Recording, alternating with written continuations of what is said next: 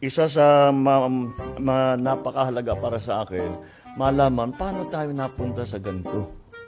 Ba't nagkaganito yung gobyerno natin? Paano nangyari ito yung ganito yung naging bidding? Paano nangyari na ganito ang naging pagbigay ng kontrata? How did this evolve? Dahil nung sa experience ko sa local governments, experience ko sa legislature, hindi naman ganito. Ngayon lang, we have to find out how this happened and what are the changes that we need to make. Hindi mo alam? Ang ilan ko kumilit na naman ng budget? Ayaw, di ma. Saka in person? Hindi mo alam? Ang laki ng confidential funds mo? 4 billion? Hindi mo alam?